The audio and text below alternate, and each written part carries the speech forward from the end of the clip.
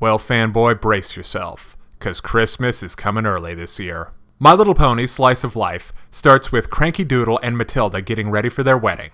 But oh no, there's been a misprint with the invitations, and the wedding is in just a couple of hours. And everyone's favorite feather-brained Pegasus is to blame. But who does she get to help her set things right? Who? We get it, Private. It's a walking Doctor Who reference. Too bad that even wielding all the powers of science, Dr. Hooves still can't get his suit altered for the big wedding. So with a little help from Vinyl Scratch, he meets up with the Dude, who can fix his suit if the doc will bowl a few frames with him. Meanwhile, a rampaging bugbear is attacking Ponyville. Meanwhile, Lyra and Bon Bon are preparing town hall. But wait, what's this? That Bon Bon's a spy. Oh dear, trouble in paradise. Then back at the A, B, C, whichever plot this is, Derpy has decided to try and use the doc's special flameless fireworks as substitutes for flowers. Oh, and Cranky's best friend is that sea serpent from the pilot. But wait, you can't have a wedding without music. And Vinyl and Octavia, who live together in a two-tone house, have just the techno-classic beat for the special day. Then, after some improbable events involving speakers, a sofa, and Twilight's scepter, everyone is at the town hall to see the happy couple exchange vows, including 3/4 of Equestria's royalty and the minion of a certain evil queen. I'm pretty sure the mission statement of this episode was to do everything the fans of MLP wanted to see done with the side characters all at once. So, did it succeed?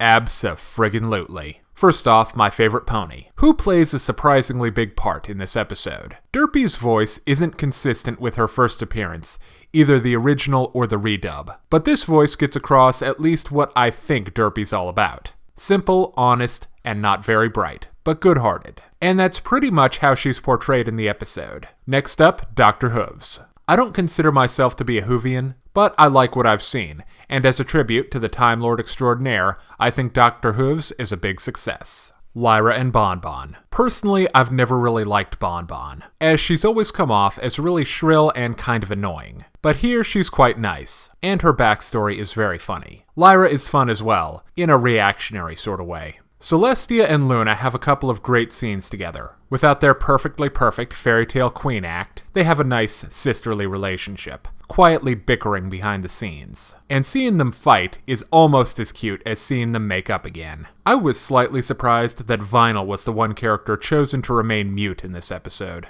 But she has such a strong visual presence, it doesn't really matter. Her and Octavia, who is appropriately posh, have great interactions with each other. Their house, literally divided down the center, is fun. And their jam session is a very nice, subtle song for the episode. Now for the happy couple themselves. Cranky and Matilda just seem like a nice pair. Very endearing, and it's great that this episode was all centered around their big day. Now, since this episode is basically a big shout out to the fans, there are a lot of subtle references sprinkled around.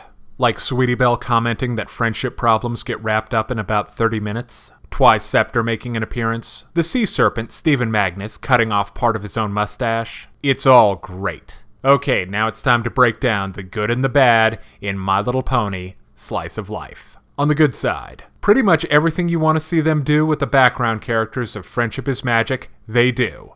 Derpy, Vinyl, Dr. Hooves, Octavia, Lyra, Bon Bon, they all have a moment. And the side characters get to be seen in a whole new light. But best of all, this episode shows that there's a whole world beyond the main six and their adventures. Also, Gummy has some profound and deep inner thoughts. Well, the lights are on after all. Now, on the other hand, this episode commits the unforgivable sin of, nah, I'm just yanking your chain. My Little Pony Slice of Life gets a 5 out of 5. An absolute must-see. Now be sure and come back next week for my review of Princess Spike. And if you're interested in more reviews of anime, movies, TV shows, comic books, or video games, check out my channel on YouTube at StupidPrivate913, or find my Facebook and Deviantart pages for video updates and more. Thank you for watching.